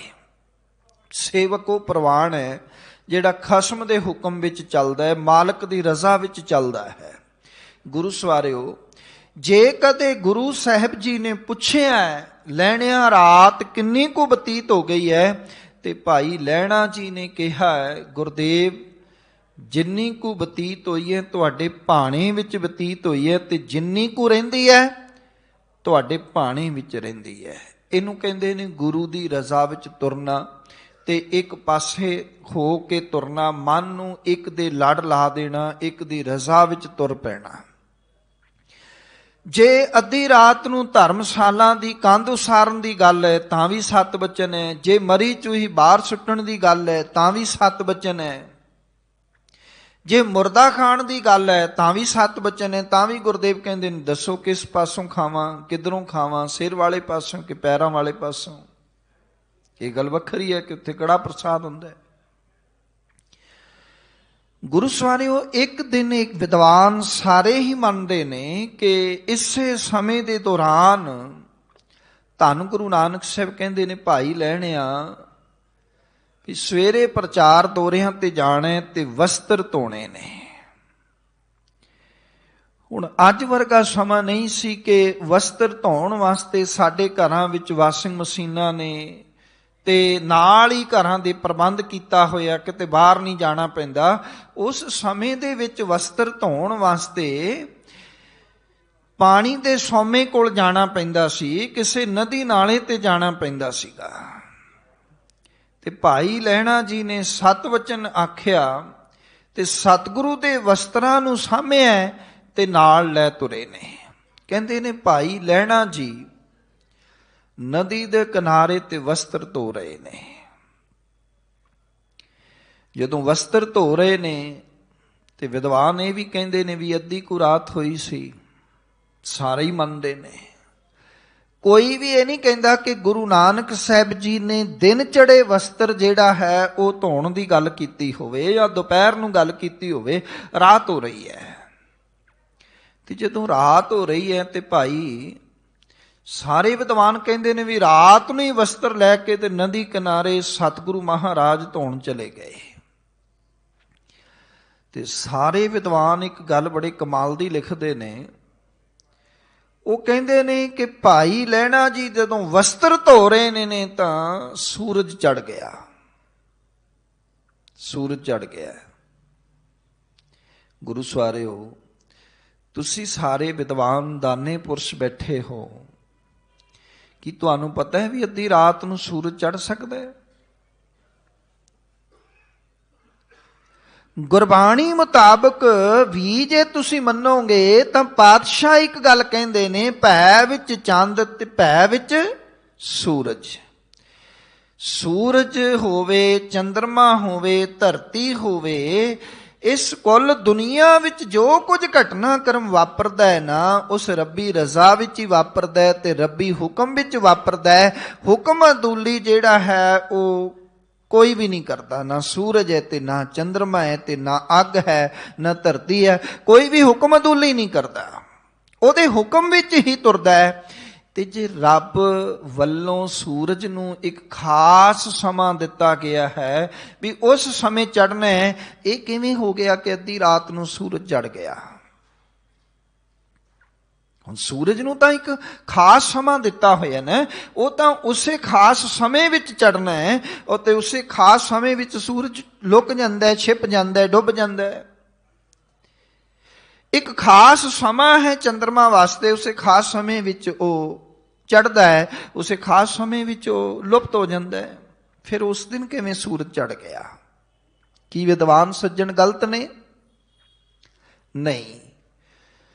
ਮੇਰੀ ਕੌਮ ਦੇ ਵਿਦਵਾਨ ਸੱਜਣ ਗਲਤ ਨਹੀਂ, ਜੋ ਕੁਝ ਉਹ ਲਿਖ ਰਹੇ ਨੇ ਠੀਕ ਲਿਖ ਰਹੇ ਨੇ ਕਿ ਉਸ ਦਿਨ ਸੂਰਜ ਚੜਿਆ ਹੈ। ਭਾਈ ਲਹਿਣਾ ਜੀ ਨੇ ਵਸਤਰ ਧੋਤੇ ਨੇ ਸਤਿਗੁਰੂ ਜੀ ਦੇ ਰੱਬੀ ਹੁਕਮ ਨੂੰ ਮੰਨਦਿਆਂ ਹੋਇਆਂ, ਗੁਰੂ ਕੀ ਰਜ਼ਾ ਨੂੰ ਮੰਨਦਿਆਂ ਹੋਇਆਂ, ਗੁਰੂ ਹੁਕਮਾਂ ਦੀ ਪਾਲਣਾ ਕਰਦਿਆਂ ਹੋਇਆਂ ਉਸ ਦਿਨ ਉਹਨਾਂ ਨੇ ਵਸਤਰ ਧੋਤੇ ਨੇ ਤੇ ਸੂਰਜ ਚੜਿਆ। ਸੂਰਜ ਚੜ ਗਿਆ। ਫਿਰ ਇਹ ਕਿਹੜਾ ਸੂਰਜ ਚੜਿਆ ਹੈ? ਬਸ ਗੱਲ ਇਹ ਹੈ, ਕਬੀਰ ਸਾਹਿਬ ਜੀ ਕਹਿ ਰਹੇ ਨੇ ਨਾ ਕਿ ਬਾਰਸ ਬਾਰੈ ਉਗਵੈ ਸੂਰ। ਕਹਿਣ ਲੱਗੇ ਭਾਈ ਤੇਰੇ ਅੰਦਰ ਗਿਆਨ ਦੇ 12 ਸੂਰਜ ਚੜ ਜਾਣ। ਤੇ ਸਤਿਗੁਰੂ ਤਾਂ ਇੱਕ ਥਾਂ ਤੇ ਰੱਬੀ ਬਾਣੀ ਚ ਕਹਿੰਦੇ ਨੇ, ਉਹ ਭਲਿਓ ਇੱਕ ਨਹੀਂ, ਦੋ ਨਹੀਂ, 12 ਨਹੀਂ, ਹਜ਼ਾਰਾਂ ਨਹੀਂ, ਜਿਸ ਦਿਨ ਤੁਸੀਂ ਗੁਰੂ ਕੀ ਰਜ਼ਾ ਵਿੱਚ ਤੁਰਨਾ ਸਿੱਖ ਲਿਆ ਉਸ ਦਿਨ ਤੁਹਾਡੀ ਜ਼ਿੰਦਗੀ ਵਿੱਚ ਕਰੋੜਾਂ ਸੂਰਜ ਚੜ ਜਾਂਦੇ ਨੇ, ਕਰੋੜਾਂ ਸੂਰਜਾਂ ਦਾ ਚਾਨਣ ਹੋ ਜਾਂਦਾ ਹੈ। ਪਾਤਸ਼ਾਹ ਜ਼ਿਕਰ ਕਰਦੇ ਨੇ, ਸਤਿਗੁਰੂ ਕਹਿੰਦੇ ਨੇ, ਸੂਖ ਆਰਾਧਨ ਦੁਖ ਆਰਾਧਨ ਬਿਸਰਨ ਕਾਹੂ ਬੇਰਾ। ਨਾਮ ਜਪਤ ਕੋਟ ਸੂਰ ਉਜਾਰੋ ਬਿਨਸੈ ਭਰਮ ਅੰਧੇਰਾ। ਕਹਿੰਦੇ ਨੇ ਜਿਸ ਦਿਨ ਸੁੱਖ ਵਿੱਚ ਵੀ ਆਰਾਧਨਾ ਸ਼ੁਰੂ ਕਰ ਦਿੱਤਾ, ਜਿਸ ਦਿਨ ਦੁੱਖ ਵਿੱਚ ਵੀ ਆਰਾਧਨਾ ਸ਼ੁਰੂ ਕਰ ਦਿੱਤਾ, ਜਿਸ ਦਿਨ ਤੁਸੀਂ ਰੱਬੀ ਰਜ਼ਾ ਨੂੰ ਖਿੜੇ ਮੱਥੇ ਪ੍ਰਵਾਨ ਕਰ ਲਿਆ ਨਾ, ਗੁਰੂ ਸਵਾਰਿਓ ਚੇਤੇ ਰੱਖਣਾ, ਨਾਮ ਜਪਦਿਆਂ ਜਪਦਿਆਂ ਤੁਹਾਡੀ ਜ਼ਿੰਦਗੀ ਵਿੱਚ ਉਸ ਦਿਨ ਕਰੋੜਾਂ ਸੂਰਜ ਜਿਹੜਾ ਹੈ ਉਹ ਚੜ ਪੈਣਗੇ। ਇਹ ਮਨ ਨੂੰ ਇੱਕ ਪਾਸੇ ਲਾਈਏ, ਇਸ ਮਨ ਨੂੰ ਇੱਕ ਪਾਸੇ ਜੋੜੀਏ, ਇੱਕ ਅਕਾਲ ਪੁਰਖ ਵਾਲੇ ਪਾਸੇ ਜੋੜੀਏ, ਤੁਹਾਡੀ ਜ਼ਿੰਦਗੀ ਵਿੱਚ ਗਿਆਨ ਦਾ ਚਾਨਣ ਹੋ ਜਾਏਗਾ। ਤੇ ਸਤਿਗੁਰੂ ਪਾਤਸ਼ਾਹ ਕਹਿੰਦੇ ਨੇ ਕਿ ਭਾਈ ਜਿਸ ਦਿਨ ਗਿਆਨ ਪੂਰਾ ਅੰਦਰ ਖਿੜ ਗਿਆ, ਉਸ ਦੇ ਅੰਦਰ ਜਿਹੜਾ ਹੈ ਮਾਨੋ ਦਿਨ ਰਾਤ ਇੱਕ ਰਸ ਵਾਜੇ ਵੱਜਣ ਲੱਗ ਪੈਂਦੇ ਨੇ, ਤੇ ਤਿੰਨਾਂ ਭਵਨਾਂ ਦਾ ਜਿਹੜਾ ਮਾਲਕ ਹੈ ਨਾ, ਫਿਰ ਉਹਦਾ ਦੀਦਾਰ ਹੋ ਜਾਂਦਾ ਹੈ, ਉਹਦੇ ਦਰਸ਼ਨ ਹੋ ਜਾਂਦੇ ਨੇ। ਜਿਹਨੂੰ ਗੁਰਦੇਵ ਕਹਿੰਦੇ ਨੇ ਨਾ, ਦੇਖਿਆ ਤਿਹੂ ਲੋਕ ਕਾ ਪੀਓ। ਅਗਿਆਨਤਾ ਵਸੂ ਦੇ ਚੰਨ ਜਿਹੜਾ ਦਰਸ਼ਨ ਨਹੀਂ ਹੋਣਗੇ। ਜਿੱਦਣ ਗਿਆਨ ਹੋਏਗਾ ਨਾ, ਜਿੱਦਣ ਗੁਰੂ ਕੋਲੋਂ ਗਿਆਨ ਅੰਜਨ ਗੁਰ ਦੀਆ ਅਗਿਆਨ ਅੰਧੇਰ ਬਿਨਾਸ਼, ਜਿਸ ਦਿਨ ਗੁਰੂ ਕੋਲੋਂ ਗਿਆਨ ਦਾ ਅੰਜਨ ਲਵਾਂਗੇ ਨਾ, ਇਹ ਅਗਿਆਨਤਾ ਦਾ ਹਨੇਰਾ ਦੂਰ ਹੋ ਜਾਏਗਾ, ਤੁਹਾਡੇ ਅੰਦਰ ਚਾਨਣ ਹੋ ਜਾਏਗਾ। ਉਸ ਦਿਨ ਤੁਹਾਨੂੰ ਫਿਰ ਤਿੰਨਾਂ ਲੋਕਾਂ ਦਾ ਮਾਲਕ ਜਿਹੜਾ ਹੈ ਨਾ, ਉਸ ਪਿਓ ਦੇ, ਉਸ ਦੇ ਦਰਸ਼ਨ ਹੋਣਗੇ। ਇਹ ਆਚਾਰਜ ਖੇਡ ਬਣ ਜਾਂਦੀ ਹੈ ਕਿ ਉਹ ਮਨੁੱਖ ਸਾਧਾਰਨ ਬੰਦੇ ਤੋਂ ਕਲਿਆਣ ਸਰੂਪ ਪਰਮਾਤਮਾ ਦਾ ਰੂਪ ਹੋ ਨਿਪਟਦਾ ਹੈ। ਸਤਿਗੁਰੂ ਕਹਿੰਦੇ ਉਹ ਰੱਬ ਦਾ ਹੀ ਰੂਪ ਹੋ ਜਾਂਦਾ ਹੈ। ਭਾਈ ਲਹਿਣਾ ਜੀ ਗੁਰੂ ਅੰਗਦ ਸਾਹਿਬ ਜੀ ਦਾ ਰੂਪ ਹੋ ਗਏ, ਗੁਰੂ ਸਾਹਿਬ ਜੀ ਗੁਰੂ ਨਾਨਕ ਸਾਹਿਬ ਦਾ ਰੂਪ ਹੋ ਗਏ। ਗੁਰੂ ਨਾਨਕ ਸਾਹਿਬ ਜੀ ਨੇ ਭਾਈ ਲਹਿਣੇ ਨੂੰ ਆਪਣੇ ਸੀਨੇ ਨਾਲ ਲਾ ਕੇ ਗੁਰੂ ਅੰਗਦ ਸਾਹਿਬ ਬਣਾ ਦਿੱਤਾ ਹੈ। ਤੇ ਕਿਵੇਂ ਜੋਤ ਰੂਪ ਹਰ ਆਪ ਗੁਰੂ ਨਾਨਕ ਕਹਾਇਓ, ਤਾਂ ਤੇ ਅੰਗਦ ਭਇਓ ਤਤ ਸਿਉ ਤਤ ਮਿਲਾਇਓ। ਗੁਰੂ ਸਵਾਰਿਓ, ਭਗਤ ਕਬੀਰ ਸਾਹਿਬ ਜੀ ਅਗਲੀ 13ਵੀਂ ਥਿੱਤ ਦੇ ਵਿੱਚ ਪਾਤਸ਼ਾਹ ਜੀ ਪਾਵਨ ਬਾਣੀ ਵਿੱਚ ਉਪਦੇਸ਼ ਕਰ ਰਹੇ ਨੇ। ਕਹਿੰਦੇ ਨੇ, ਤੇਰਸ ਤੇਹ ਰਹਾ ਅਗੰਮ ਬਖਾਣ, ਅਰਧ ਉਰਧ ਵਿੱਚ ਸਮ ਪਹਿਚਾਣ, ਨੀਚ ਊਚ ਨਹੀਂ ਮਾਨ ਅਪਮਾਨ, ਵਿਆਪਕ ਰਾਮ ਸਗਲ ਸਮਾਨ। ਕਹਿਣ ਲੱਗੇ ਜਿਹੜੀ 13ਵੀਂ ਥਿੱਤ ਹੈ, ਮੱਸਿਆ ਤੋਂ 13ਵਾਂ ਦਿਨ, ਇਸ ਵਿੱਚ ਕੀ ਸਿੱਖਣਾ ਹੈ? ਪਾਤਸ਼ਾਹ ਕਹਿੰਦੇ ਇਸ ਵਿੱਚ ਇਹ ਸਿੱਖਣੇ ਕਿ ਜੇ ਮਨ ਨੂੰ ਹਜੇ ਵੀ ਤੂੰ ਆਪਣੇ ਦੌੜਦੇ ਹੋਏ ਭਟਕਦੇ ਹੋਏ ਮਨ ਨੂੰ ਇੱਕ ਪਾਸੇ ਜੋੜ ਲਵੇਂ, ਜੇ ਇੱਕ ਅਕਾਲ ਪੁਰਖ ਵਾਲੇ ਪਾਸੇ ਜੋੜ ਲਵੇਂ ਨਾ, ਤਾਂ ਉਹ ਅਗੰਮ ਪ੍ਰਮਾਤਮਾ ਦੀ ਸਿਫਤ ਸਲਾਹ ਵਿੱਚ ਤੂੰ ਜੁੜ ਸਕਦਾ ਹੈ ਤੇ ਉਹਦੀ ਸਿਫਤ ਸਲਾਹ ਕਰ ਸਕਦਾ ਹੈ। ਤੇ ਸਤਿਗੁਰੂ ਪਾਤਸ਼ਾਹ ਕਹਿੰਦੇ ਉਹਦੀ ਸਿਫਤ ਸਲਾਹ ਦੀ ਬਰਕਤ ਨਾਲ ਤੇਰੀ ਉਸ ਮਾਲਕ ਨਾਲ ਜਾਣ ਪਛਾਣ ਹੋ ਜਾਏਗੀ ਤੇ ਚੇਤੇ ਰੱਖ ਉਹਦੇ ਨਾਲ ਤੇਰੀ ਸਾਂਝ ਬਣ ਜਾਏਗੀ। ਜਿਸ ਤਰ੍ਹਾਂ ਹੀ ਤੇਰੀ ਸਾਂਝ ਬਣੀ, ਤੇਰੀ ਪਰਮੇਸ਼ਵਰ ਨਾਲ ਸਾਂਝ ਬਣ ਗਈ ਨਾ, ਤਾਂ ਫਿਰ ਤੈਨੂੰ ਇਸ ਗੱਲ ਦਾ ਇੱਕ ਬੜਾ ਫਾਇਦਾ ਹੋਏਗਾ ਕਿ ਨਾ ਉਸ ਨੂੰ ਕੋਈ ਨੀਵਾਂ ਦਿਸੇਗਾ ਤੇ ਨਾ ਉਸ ਨੂੰ ਕੋਈ ਉੱਚਾ ਦਿਸੇਗਾ। ਜਿਹਦੀ ਰੱਬ ਨਾਲ ਸਾਂਝ ਬਣ ਗਈ, ਜਿਹਦੀ ਅਕਾਲ ਪੁਰਖ ਨਾਲ ਸਾਂਝ ਬਣ ਗਈ, ਜਿਹੜਾ ਰੱਬ ਦਾ ਪਿਆਰਾ ਬਣ ਗਿਆ, ਹੁਣ ਤੁਸੀਂ ਵੇਖੋ ਉਹਦੀ ਦ੍ਰਿਸ਼ਟੀ ਵਿੱਚ ਕੋਈ ਨੀਵਾਂ ਹੈ, ਉਹਦੀ ਦ੍ਰਿਸ਼ਟੀ ਵਿੱਚ ਕੋਈ ਉੱਚਾ ਹੈ। ਉਹ ਕਿਸੇ ਨਾਲ ਇਸ ਕਰਕੇ ਘਿਰਣਾ ਨਹੀਂ ਕਰਦਾ ਕਿ ਇਹ ਨੀਵੀਂ ਜਾਤ ਦਾ ਹੈ। ਉਹ ਕਿਸੇ ਨਾਲ ਇਸ ਕਰਕੇ ਨਫ਼ਰਤ ਵੀ ਨਹੀਂ ਕਰੇਗਾ ਕਿ ਇਹ ਬਹੁਤ ਉੱਚਾ ਹੈ, ਨਹੀਂ, ਕਿਉਂਕਿ ਗੁਰਬਾਣੀ ਨੇ ਉਸ ਨੂੰ ਇਹ ਗੱਲ ਸਮਝਾ ਦਿੱਤੀ ਹੈ ਕਿ ਸਗਲ ਬਨਸਪਤ ਮੈਂ ਬੈਸੰਤਰ, ਸਗਲ ਦੂਧ ਮੈਂ ਘੀਆ, ਊਚ ਨੀਚ ਮੈਂ ਜੋਤ ਸਮਾਣੀ, ਘਟ ਘਟ ਮਾਂ ਦੋਜੀਆ। ਜਿਵੇਂ ਸਾਰੀ ਬਨਸਪਤੀ ਦੇ ਵਿੱਚ ਅੱਗ ਹੈ, ਕਹਿਣ ਲੱਗੇ ਜਿਵੇਂ ਦੁੱਧ ਇਕੱਠਾ ਕਰ ਲਈਏ ਔਰ ਦੁੱਧ ਦੇ ਵਿੱਚ ਕਿਸੇ ਆਮ ਵਿਅਕਤੀ ਨੂੰ ਜਿਸ ਬਾਲਟੀ ਵਿੱਚ ਦੁੱਧ ਪਿਆ ਹੋਇਆ ਹੈ, ਤੁਸੀਂ ਆਖੋ ਵੀ ਇਹਦੇ ਵਿੱਚ ਕੀ ਹੈ, ਤੇ ਸਧਾਰਨ ਮਨੁੱਖ ਆਖੇਗਾ ਜੀ ਇਹ ਦੁੱਧ ਹੀ ਹੈ। ਪਰ ਸਿਆਣੇ ਬੰਦੇ ਨੂੰ ਪੁੱਛੋਗੇ, ਕਿਸੇ ਸਿਆਣੀ ਮਾਂ ਨੂੰ ਪੁੱਛੋਗੇ ਤੇ ਉਹ ਆਖੇਗਾ ਪੁੱਤ ਇਹਦੇ ਵਿੱਚ ਦੁੱਧ ਹੀ ਨਹੀਂ ਹੈ, ਇਹਦੇ ਵਿੱਚ ਇਹਨੂੰ ਜਮਾ ਕੇ ਜਾਗ ਲਾ ਕੇ ਦਹੀਂ ਬਣਾ ਕੇ ਇਹਨੂੰ ਰਿੜਕਿਆਂ ਮੱਖਣ ਵੀ ਪ੍ਰਾਪਤ ਹੋ ਸਕਦਾ ਹੈ। ਸਗਲ ਦੂਧ ਮੈਂ ਕੀਆ, ਊਚ ਨੀਚ ਮੈਂ ਜੋਤ ਸਮਾਣੀ। ਕਿਸੇ ਮਨੁੱਖ ਨੂੰ ਪੁੱਛੋਗੇ ਨਾ ਕੌਣ ਹੈ, ਆਮ ਜੇ ਮਨੁੱਖ ਨੂੰ, ਸਧਾਰਨ ਮਨੁੱਖ ਨੂੰ, ਜਿਹਦੇ ਕੋਲ ਗਿਆਨ ਨਹੀਂ ਹੈ, ਜੋ ਅਜੇ ਅਮਾਵਸਿਆ ਵਿੱਚ ਹੀ ਤੁਰਿਆ ਫਿਰਦਾ ਹੈ, ਤੇ ਉਹ ਕਹੇਗਾ ਜੀ ਇਹ ਫਲਾਣੀ ਜਾਤ ਦਾ ਬੰਦਾ ਹੈ। ਇਹੀ ਕਹਿਣਗੇ ਨਾ। ਲੋਕਾਂ ਨੂੰ ਤੁਸੀਂ ਪੁੱਛ ਕੇ ਵੇਖਣਾ, ਲੋਕ ਕਹਿੰਦੇ ਨੇ ਅੱਛਾ ਉਹ ਫਲਾਣੇ ਮਜ਼ਹਬ ਦਾ ਬੰਦਾ, ਉਸ ਮਜ਼ਹਬ ਦਾ ਬੰਦਾ, ਉਸ ਧਰਮ ਦਾ ਬੰਦਾ, ਉਹ ਉਸ ਜਾਤ ਦਾ ਬੰਦਾ। ਲੋਕ ਇਸ ਤਰ੍ਹਾਂ ਗੱਲਾਂ ਕਰਦੇ ਨੇ। ਰੱਬ ਦਾ ਬੰਦਾ ਕੌਣ ਕਹੇਗਾ? ਉਹ ਪਰਮੇਸ਼ਵਰ ਦਾ ਬੰਦਾ ਕੌਣ ਕਹੇਗਾ?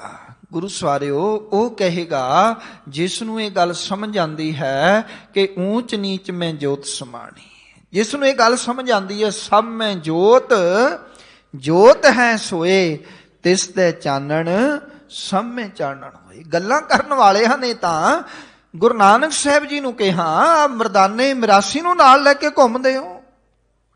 ਬਹੁਤ ਸਾਰੀਆਂ ਗੱਲਾਂ ਹੋਈਆਂ, ਤੁਸੀਂ ਇਤਿਹਾਸ ਪੜ੍ਹ ਕੇ ਵੇਖੋ।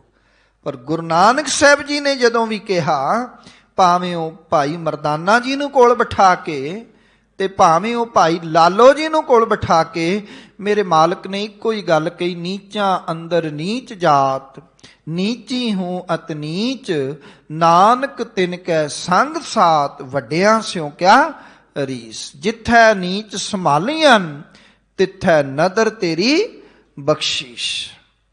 ਗੁਰੂ ਨਾਨਕ ਦੀ ਨਿਗਾਹ ਵਿੱਚ ਕੋਈ ਵਿਤਕਰਾ ਨਹੀਂ ਹੈ, ਗੁਰੂ ਗੋਬਿੰਦ ਸਿੰਘ ਦੀ ਨਿਗਾਹ ਵਿੱਚ ਕੋਈ ਵਿਤਕਰਾ ਨਹੀਂ ਹੈ। ਧੰਨ ਸ਼੍ਰੀ ਗੁਰੂ ਗ੍ਰੰਥ ਸਾਹਿਬ ਮਹਾਰਾਜ ਜੋ 10 ਪਾਤਸ਼ਾਹੀਆਂ ਦੀ ਜੋਤ ਨੇ, ਜ਼ਾਹਰਾਂ ਜ਼ਹੂਰ ਨੇ, ਮੇਰੇ ਮਾਲਕ ਦੀ ਨਿਗਾਹ ਵਿੱਚ ਵੀ ਕੋਈ ਵਿਤਕਰਾ ਨਹੀਂ ਹੈ। ਇੱਥੇ ਵੀ ਜਿਹੜਾ ਹੈ ਉਹ ਹੋਏ ਇਕੱਤਰ ਮਿਲੋ ਮੇਰੇ ਭਾਈ, ਇੱਥੇ ਵੀ ਗੁਰਮੁਖ ਬੈਸੋ ਸਫਾ ਵਿਛਾਏ, ਇੱਥੇ ਵੀ ਨਾ ਕੋ ਬੈਰੀ ਨਹੀਂ ਬੇਗਾਨਾ। ਅੱਜ ਗੁਰੂ ਗ੍ਰੰਥ ਸਾਹਿਬ ਮਹਾਰਾਜ ਵਿੱਚੋਂ ਤੁਸੀਂ ਵਾਕ ਲੈਂਦੇ ਹੋ, ਏਕ ਪਿਤਾ ਏਕਸ ਕੇ ਹਮ ਬਾਰਕ, ਫਿਰ ਨੀਵੇਂ ਤੇ ਉੱਚੇ ਦੀ ਗੱਲ ਹੀ ਖਤਮ ਹੋ ਜਾਂਦੀ ਹੈ, ਫਿਰ ਵਿਤਕਰੇ ਵਾਲੀ ਗੱਲ ਹੀ ਖਤਮ ਹੋ ਜਾਂਦੀ ਹੈ। ਨਾ ਉੱਚਾ ਨਾ ਨੀਵਾਂ ਕਿਸੇ ਵੱਲੋਂ ਆਦਰ ਹੋਵੇ ਜਾਂ ਨਿਰਾਦਰ, ਉਹ ਬੇਪਰਵਾਹ ਹੁੰਦਾ ਹੈ, ਉਸ ਲਈ ਇੱਕੋ ਜਿਹਾ ਹੈ, ਕਿਉਂਕਿ ਉਸ ਨੂੰ ਸਾਰੇ ਜੀਵਾਂ ਵਿੱਚ ਉਹ ਪਰਮਾਤਮਾ ਵਿਆਪਕ ਨਜ਼ਰ ਆਉਂਦਾ ਹੈ। ਵਿਆਪਕ ਰਾਮ ਸਗਲ ਸਮਾਨਾ, ਉਹ ਸਾਰਿਆਂ ਵਿੱਚ ਵਿਆਪਕ ਹੈ, ਸਭ ਵਿੱਚ ਵਸਿਆ ਹੋਇਆ ਹੈ।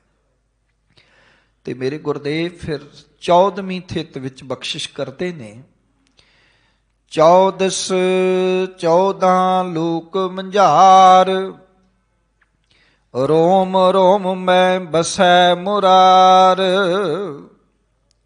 ਸਤ ਸੰਤੋਖ ਕਾ ਧਰੋ ਧਿਆਨ, ਕਥਨੀ ਕਥੀਐ ਬ੍ਰਹਮ ਗਿਆਨ। ਪਾਤਸ਼ਾਹ ਕਹਿੰਦੇ ਇਹ 14 ਜੋ ਮੱਥਿਆ ਤੋਂ ਜਿਹੜਾ ਹੈ ਉਹ 14ਵਾਂ ਦਿਨ, 14ਵੀਂ ਥਿਤ ਕਹਿ ਲਈਏ, ਜਿਸ ਨੂੰ ਹਿੰਦੀ ਵਿੱਚ ਤਿਥੀ ਵੀ ਕਿਹਾ ਜਾਂਦਾ ਹੈ। ਸਤਿਗੁਰੂ ਕਹਿੰਦੇ ਇਸ ਤੋਂ ਕੀ ਸਿੱਖਣਾ ਹੈ? ਗੁਰਦੇਵ ਕਹਿੰਦੇ ਗੁਰਮਤਿ ਕੀ ਸਿਖਾਉਂਦੀ ਹੈ? ਪਾਤਸ਼ਾਹ ਕਹਿੰਦੇ ਯਾਦ ਰੱਖੋ ਕਿ 14 ਲੋਕ ਮੰਝਾਰ, ਇੱਕ ਤੇ ਮਿੱਥਿਆ ਇਹ ਹੈ, ਇਹ ਗੁਰਮਤਿ ਦਾ ਨਹੀਂ ਹੈ। ਮੈਂ ਮਾਫ ਕਰਨਾ ਵੀ ਤੁਸੀਂ ਸੋਚੋ ਵੀ ਗੁਰਮਤਿ ਕਹਿ ਰਹੀ ਹੈ 14 ਲੋਕ ਨੇ, ਨਹੀਂ। ਗੁਰੂ ਸਾਹਿਬ ਕਹਿੰਦੇ ਜੋ ਮਿੱਥ ਚਲਦੀ ਆ ਰਹੀ ਹੈ ਉਹਨੂੰ ਮੈਂ ਤੁਹਾਡੇ ਨਾਲ ਸਾਂਝੀ ਕਰ ਰਿਹਾ ਹਾਂ। ਕਹਿਣ ਲੱਗੇ ਵੀ 14 ਲੋਕ, 7 ਪਾਤਾਲ ਤੇ 7 ਆਕਾਸ਼ ਜਿੰਨੇ ਵੀ ਨੇ, ਗੁਰਮਤਿ ਇਹ ਕਹਿੰਦੀ ਹੈ ਕਿ ਉਹ ਪਰਮਾਤਮਾ ਸਰਵ ਵਿਆਪਕ ਹੈ, ਸਾਰਿਆਂ ਵਿੱਚ ਵਸਿਆ ਹੋਇਆ ਹੈ। ਲੋਕ ਮੰਝਾਰ, ਮੰਝਾਰ ਦਾ ਅਰਥ ਹੁੰਦਾ ਹੈ ਵਿੱਚ। ਕਹਿਣ ਲੱਗੇ ਉਹ ਪਰਮਾਤਮਾ ਸਾਰੀ ਸ੍ਰਿਸ਼ਟੀ ਵਿੱਚ ਵਸਿਆ ਹੋਇਆ ਹੈ, ਸ੍ਰਿਸ਼ਟੀ ਦੇ ਜ਼ਰਰੇ ਜ਼ਰਰੇ ਵਿੱਚ ਵਸਿਆ ਹੋਇਆ ਹੈ। ਅੱਗੇ ਇਸ ਗੱਲ ਨੂੰ ਖੋਲ ਦਿੱਤਾ, ਰੋਮ ਰੋਮ ਮੈਂ ਬਸੈ ਮੁਰਾਰ। ਰੋਮ ਰੋਮ ਵਿੱਚ ਉਹ ਮੁਰਾਰ ਵਸਿਆ ਹੋਇਆ ਹੈ, ਉਹ ਮੁਰਾਰੀ ਵਸਿਆ ਹੋਇਆ ਹੈ, ਉਹ ਪਾਰ ਬ੍ਰਹਮ ਪਰਮਾਤਮਾ ਵਸਿਆ ਹੋਇਆ ਹੈ, ਕਰਤਾ ਪੁਰਖ ਵਸਿਆ ਹੋਇਆ ਹੈ। ਸਭੈ ਘਟ ਰਾਮ ਬੋਲੇ, ਰਾਮ ਬੋਲੇ, ਰਾਮ ਬਿਨਾ ਕੋ ਬੋਲੇ ਰੇ। ਪਾਤਸ਼ਾਹ ਕਹਿੰਦੇ ਸਾਰਿਆਂ ਦੇ ਹਿਰਦੇ ਵਿੱਚ ਉਹ ਪਰਮੇਸ਼ਰ ਵਸਿਆ ਹੋਇਆ ਹੈ। ਉਹ ਪਰਮਾਤਮਾ ਰੋਮ ਰੋਮ ਵਿੱਚ ਵਸਿਆ ਹੋਇਆ, ਜ਼ਰਰੇ ਜ਼ਰਰੇ ਵਿੱਚ ਵਸਿਆ ਹੋਇਆ, ਜਿਹਨੂੰ ਅਸੀਂ ਪੜ੍ਹਦੇ ਹਾਂ ਬਲਿਹਾਰੀ ਕੁਦਰਤ ਵਸਿਆ, ਤੇਰਾ ਅੰਤ ਨ ਜਾਈ ਲਖਿਆ। ਇਸ ਗੱਲ ਨੂੰ ਗੁਰਮਤਿ ਸਮਝਾ ਰਹੀ ਹੈ ਕਿ ਉਹ ਇੱਕ ਹੈ, ਉਸ ਇੱਕ ਵਾਲੇ ਪਾਸੇ ਮਨ ਨੂੰ ਲਾਉਣਾ ਹੈ, ਪਰ ਉਹ ਜ਼ਰਰੇ ਜ਼ਰਰੇ ਵਿੱਚ, ਕਣ ਕਣ ਵਿੱਚ ਵਿਆਪਕ ਹੈ, ਜਿਸ ਨੂੰ ਇੱਕ ਓਂਕਾਰ ਮਹਾਰਾਜ ਨੇ ਆਖਿਆ। ਗੁਰਦੇਵ ਕਹਿੰਦੇ ਰੋਮ ਰੋਮ ਵਸੈ ਮੁਰਾਰ, ਉਹ ਰੋਮ ਰੋਮ ਵਿੱਚ ਮੁਰਾਰੀ ਪਰਮਾਤਮਾ ਵਾਹਿਗੁਰੂ ਵਸਿਆ ਹੋਇਆ ਹੈ। ਤੇ ਜੇ ਪਿਆਰਿਆ ਰੋਮ ਰੋਮ ਵਿੱਚ ਉਹ ਮਾਲਕ ਵਸਿਆ ਹੋਇਆ ਹੈ, ਉਹ ਰੱਬ ਗੁਣਾਂ ਨਾਲ ਭਰਪੂਰ ਪਰਮਾਤਮਾ ਵਸਿਆ ਹੋਇਆ ਹੈ, ਤਾਂ ਫਿਰ ਤੇਰੇ ਅੰਦਰ ਵੀ ਵਸਿਆ ਹੋਇਆ ਹੈ, ਸਾਹਮਣੇ ਵਾਲੇ ਦੇ ਅੰਦਰ ਵੀ ਵਸਿਆ ਹੋਇਆ ਹੈ। ਫਿਰ ਤੇਰੇ ਅੰਦਰ ਰੱਬੀ ਗੁਣ ਹੈਗੇ ਹੈ। ਜਿਹੜੀ ਗੱਲ ਗੁਰੂ ਸਾਹਿਬ ਕਰ ਰਹੇ ਨੇ, ਸਤ ਸੰਤੋਖ ਕਾ ਧਰੋ ਧਿਆਨ। ਉਹ ਪਿਆਰਿਆ ਤੂੰ ਸਤ ਦਾ ਧਿਆਨ ਰੱਖ, ਤੂੰ ਸੰਤੋਖ ਦਾ ਧਿਆਨ ਰੱਖ। ਸਤ ਦਾ ਅਰਥ ਹੁੰਦਾ ਹੈ ਦਾਨ, ਦੂਜਿਆਂ ਦੀ ਸੇਵਾ ਕਰਨੀ। ਤੇਰੇ ਅੰਦਰ ਇਹ ਚਾਉ ਪੈਦਾ ਹੋਇਆ, ਸਤਿਆ ਮਨ ਸੰਤੋਖ ਉਪਜੈ ਦੇਣੇ ਕਹਿ ਵਿਚਾਰ, ਸੇਵਾ ਕਰਨ ਦਾ ਚਾਉ ਪੈਦਾ ਹੋਇਆ। ਤੇਰੇ ਅੰਦਰ ਰੱਬੀ ਸੰਤੋਖ ਆਇਆ ਕਿ ਨਹੀਂ ਆਇਆ, ਇਹ ਆਪਣੇ ਅੰਦਰ ਪੈਦਾ ਕਰ। ਮੈਂ ਪ੍ਰਿੰਸੀਪਲ ਸਤਬੀਰ ਸਿੰਘ ਦੀ ਇੱਕ ਪੁਸਤਕ ਹੈ ਬੜੀ ਪਿਆਰੀ, ਕਦੇ ਸਮਾਂ ਮਿਲੇ ਪੜਿਓ, ਦਰਵੇਸੀ ਗਾਖੜੀ। ਉਹਦੇ ਚ ਦਰਵੇਸ਼ਿਆਂ ਦਾ ਜੀਵਨ ਹੈ, ਜਿੰਨੇ ਦਰਵੇਸ਼ ਹੋਏ ਨੇ ਨਾ, ਫਕੀਰਾਂ ਦਾ, ਭਗਤਾਂ ਦਾ, ਦਰਵੇਸ਼ਾਂ ਦਾ ਜੀਵਨ ਹੈ। ਤੇ ਉਹ ਦਰਵੇਸੀ ਗਾਖੜੀ ਦੇ ਵਿੱਚ ਇੱਕ ਚੈਪਟਰ ਬੜਾ ਪਿਆਰਾ ਹੈ, ਸਬਰ ਤੋਸਾ ਮਲਾਇਕਾ। ਸਬਰ ਦੀ ਉਹ ਗੱਲ, ਸੰਤੋਖ ਦੀ ਗੱਲ ਕਰ ਰਹੇ ਨੇ। ਉਹ ਕਹਿੰਦੇ ਨੇ ਕਿ 2 ਮੁਸਲਮਾਨ ਜਿਹੜਾ ਹੈ ਉਹ ਪੀਰ ਹੋਏ ਨੇ, ਆਗੂ ਹੋਏ ਨੇ। ਉਹਨਾਂ ਦਾ ਨਾਂ ਉਮਰ ਅਤੇ ਸਫੀਕ ਉਹਨਾਂ ਨੇ ਕਰਕੇ ਲਿਖਿਆ ਹੈ। ਔਰ ਇਹ ਦੋਨੋਂ ਬੜੇ, ਉਮਰ ਤੇ ਸਫੀਕ ਦੋਵੇਂ ਬੜੇ ਮਿੱਤਰ ਸਨ, ਨਜ਼ਦੀਕੀ ਦੋਸਤ ਸਨ। ਇੱਕ ਦਿਨ ਇੱਕ ਦੂਜੇ ਕੋਲ ਜਾਂਦੇ ਨੇ, ਬੜੇ ਚਿਰ ਬਾਅਦ ਮਿਲਣੀ ਹੋਈ, ਬੜੇ ਸਮੇਂ ਬਾਅਦ ਇਕੱਠੇ ਉਸਤਾਦ ਤੋਂ ਕਿਸੇ ਤੋਂ ਤਾਲੀਮ ਲਈ ਸੀ, ਤੇ ਸਬਬ ਪਾ ਕੇ ਦੋਨੋਂ ਇਕੱਠੇ ਹੋਏ ਕਿਸੇ ਝੁੱਗੀ ਦੇ ਵਿੱਚ ਰੱਬੀ ਇਬਾਦਤ ਕਰਨ ਵਾਸਤੇ। ਸੁਭਾਵਕ ਹੀ ਹੈ ਜਦੋਂ ਇੰਨੇ ਚਿਰ ਬਾਅਦ ਮਿਲੋ ਤੇ ਅਸੀਂ ਵੀ ਇੱਕ ਦੂਜੇ ਨੂੰ ਪੁੱਛਦੇ ਹਾਂ ਗੁਜ਼ਾਰਾ ਕਿਵੇਂ ਚੱਲ ਰਿਹਾ। ਉਮਰ ਨੇ ਸਫੀਕ ਨੂੰ ਪੁੱਛ ਲਿਆ ਗੁਜ਼ਾਰਾ ਕਿਵੇਂ ਚੱਲ ਰਿਹਾ। ਹੁਣ ਸਫੀਕ ਕਹਿੰਦਾ ਹੈ ਮਿਲ ਜਾਏ ਤਾਂ ਖਾ ਲਈਦੀ ਹੈ, ਨਾ ਮਿਲੇ ਤਾਂ ਸਬਰ ਕਰੀਦਾ। ਪਤਾ ਉਮਰ ਕੀ ਕਹਿੰਦਾ ਹੈ? ਉਹ ਕਹਿਣ ਲੱਗਾ ਇਹ ਕੰਮ ਤਾਂ ਸਾਡੇ ਗਲੀ ਦੇ ਕੁੱਤੇ ਵੀ ਕਰਦੇ ਨੇ। ਭਾਵ ਕਿ ਤੇਰੇ ਤੋਂ ਇਹ ਆਸ ਨਹੀਂ ਸੀ ਵੀ ਜੋ ਤੂੰ ਆਖ ਰਿਹਾ ਵੀ ਤੂੰ ਧਰਮੀ ਬੰਦਾ ਹੈ, ਔਰ ਧਰਮੀ ਬੰਦੇ ਤੋਂ ਕੁਝ ਹੋਰ ਆਸ ਹੁੰਦੀ ਹੈ। ਇਹ ਕੰਮ ਤਾਂ ਸਾਡੇ ਗਲੀ ਦੇ ਕੁੱਕਰ ਵੀ ਕਰਦੇ ਨੇ। ਕੋਈ ਉਹਨਾਂ ਨੂੰ ਰੋਟੀ ਦੇ 2 ਟੁੱਕੜ ਪਾ ਦੇਵੇ, ਖਾ ਲੈਂਦੇ ਨੇ, ਨਹੀਂ ਤਾਂ ਭੁੰਜੇ ਬਹਿ ਜਾਂਦੇ ਨੇ। ਤੁਸੀਂ ਆਖ ਰਹੇ ਹੋ ਮਿਲ ਜਾਏ ਤਾਂ ਖਾ ਲਈਦੀ ਹੈ, ਨਾ ਮਿਲੇ ਤਾਂ ਸਬਰ ਕਰੀਦਾ। ਤੁਹਾਡੇ ਤੋਂ ਆਸ ਨਹੀਂ ਸੀ। ਤੁਸੀਂ ਧਰਮ ਦਾ ਫਲਸਫਾ ਪੜ੍ਹਿਆ ਹੈ, ਤੁਸੀਂ ਧਰਮ ਨੂੰ ਨਜ਼ਦੀਕ ਤੋਂ ਜਾਣਦੇ ਹੋ, ਧਰਮ ਨੂੰ ਪ੍ਰਚਾਰਦੇ ਹੋ, ਤੁਹਾਡੇ ਤੋਂ ਕੁਝ ਹੋਰ ਆਸ ਹੋਣੀ ਚਾਹੀਦੀ। ਜਦੋਂ ਕਿਸੇ ਨੂੰ ਇਹ ਜਵਾਬ ਮਿਲੇ ਅੱਗੋਂ, ਤਾਂ ਉਹਦਾ ਵੀ ਸਵਾਲ ਫਿਰ ਜ਼ਰੂਰ ਪੈਦਾ ਹੋਣਾ ਹੈ। ਹੁਣ ਸਪੀਕ ਸਾਹਿਬ ਪੁੱਛਦੇ ਨੇ ਤੁਹਾਡਾ ਗੁਜ਼ਾਰਾ ਕਿਵੇਂ ਚੱਲ ਰਿਹਾ, ਤੁਸੀਂ ਕਿਵੇਂ ਕਰਦੇ ਹੋ? ਉਹਨਾਂ ਪਤਾ ਕੀ ਜਵਾਬ ਦਿੱਤਾ? ਜੇ ਮਿਲ ਜਾਏ ਤਾਂ ਵੰਡ ਛਕੀਦਾ, ਨਾ ਮਿਲੇ ਤਾਂ ਸਬਰ ਕਰੀਦਾ।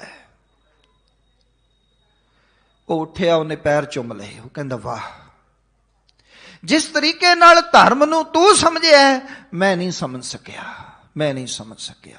ਪਰ ਚੇਤੇ ਰੱਖਣਾ, ਇਹ ਉਹਨਾਂ ਦੀ ਗੱਲ ਪ੍ਰਿੰਸੀਪਲ ਸਤਵੀਰ ਸਿੰਘ ਲਿਖ ਰਹੇ ਨੇ, ਪਰ ਉਸ ਤੋਂ ਅੱਗੇ ਵੀ ਉਹ ਲਿਖ ਰਹੇ ਨੇ। ਉਹ ਪਤਾ ਕੀ ਕਹਿੰਦੇ ਨੇ? ਕਹਿੰਦੇ ਜਦੋਂ ਮੈਂ ਆਪਣੇ ਧਰਮ ਨੂੰ ਵੇਖਦਾ, ਆਪਣੇ ਇਤਿਹਾਸ ਨੂੰ ਵੇਖਦਾ, ਆਪਣੇ ਇਤਿਹਾਸ ਦੇ ਫਲਸਫੇ ਨੂੰ ਵੇਖਦਾ, ਤਾਂ ਮੇਰਾ ਇੱਕ ਕਦਮ ਅੱਗੇ ਹੋ ਕੇ ਦਿਲ ਕਰਦਾ ਹੈ ਮੈਂ ਸਿੱਖਾਂ ਦੇ ਪੈਰ ਚੁੰਮ ਲਾਂ। ਕਿਉਂ?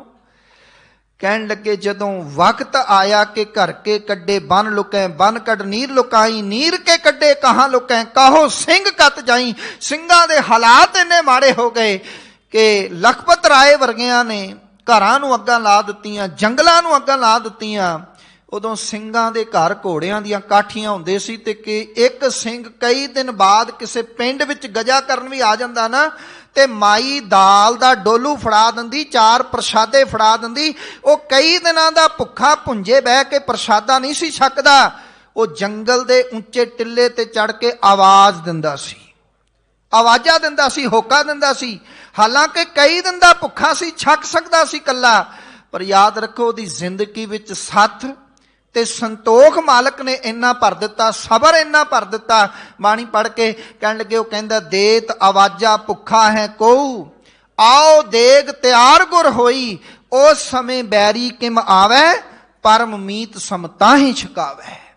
बचे तो आप खले हैं, नहीं तो लंगर मस्त बचे हैं। कहने लगे याद रखो वो कई दिनों का भुखा सिंह प्रसादा छकदा नहीं, सगों होका दिंदा आओ गुरु की देग तैयार है, जिन्हें छकनी होवे छक ले। कोई वैरी भी आंदा है तां भी बड़े प्यार नाल छकाउंदा है, बच जाए तो छक लेंदा है, जे ना बचे तो कहंदा लंगर मस्ताना हो गया, नहीं कहंदा मुक गया। ये सबर ते संतोख वाली जिंदगी मालक ने सानू दिती है, हथों देके भला मनावे। सतगुरु पातशाह कहंदे भलिया इस थित तो तू ए सिख कथनी कथी है ब्रह्म ज्ञान, अकाल पुरख दीयां गल्लां बयान करया कर, उसदी सिफत सलाह करया कर।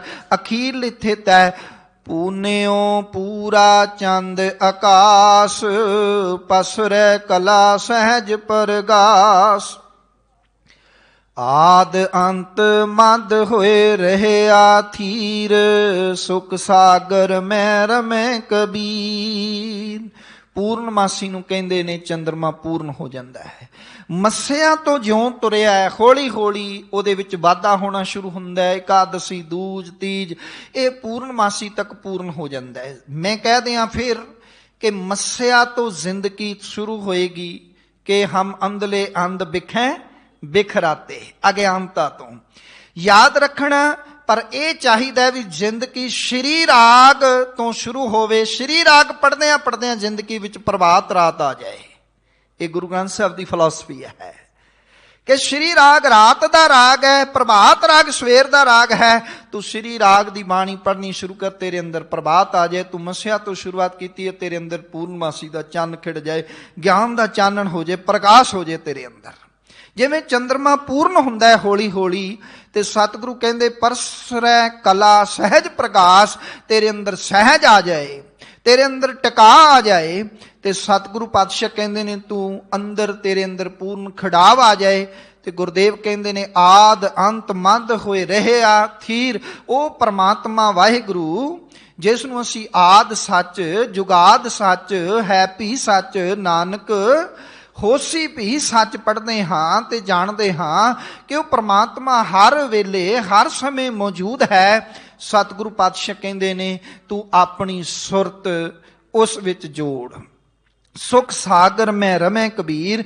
ਜਿਵੇਂ ਕਬੀਰ ਸਾਹਿਬ ਉਸ ਨੂੰ ਚੇਤੇ ਕਰਦੇ ਨੇ ਤੇ ਤੂੰ ਉਸ ਪਾਰ ਬ੍ਰਹਮ ਪਰਮੇਸ਼ਰ ਵਿੱਚ ਆਪਣੀ ਸੁਰਤ ਨੂੰ ਜੋੜ, ਆਪਣਾ ਧਿਆਨ ਲਗਾ, ਉਹਨੂੰ ਰਮ, ਉਹਨੂੰ ਚੇਤੇ ਕਰ। ਉਹ ਭਲਿਆ ਕਿਤੇ ਥਿੱਥਾਂ ਤੇ ਵਾਰਾਂ ਦੀ ਪੂਜਾ ਨਾ ਕਰਨ ਲੱਗ ਪਵੀਂ।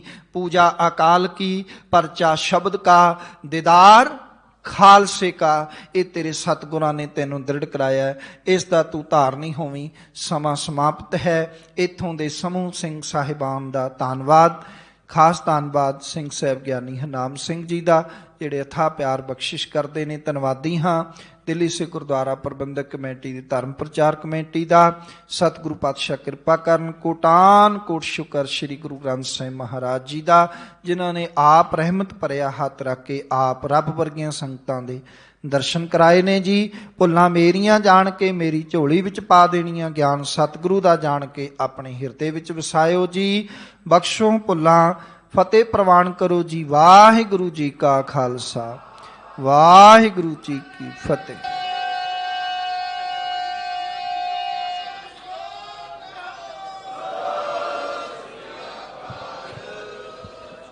ਵਾਹਿਗੁਰੂ ਜੀ। ਰਾਮ ਕਲੀ ਮਹੱਲਾ ਤੀਜਾ। ਆਨੰਦ ਏਕ ਓੰਕਾਰ ਸਤਿਗੁਰ ਪ੍ਰਸਾਦ। ਆਨੰਦ ਭਇਆ ਮੇਰੀ ਮਾਏ, ਸਤਿਗੁਰੂ ਮੈਂ ਪਾਇਆ।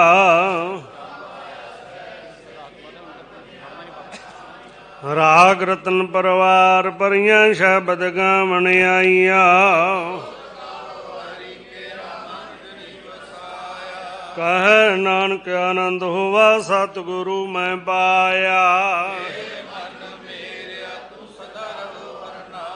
ਹਰ ਨਾਲ ਰੋ ਤੂੰ ਮਨ ਮੇਰੇ ਦੁਖ ਸਭ ਵਿਸਾਰਣਾ।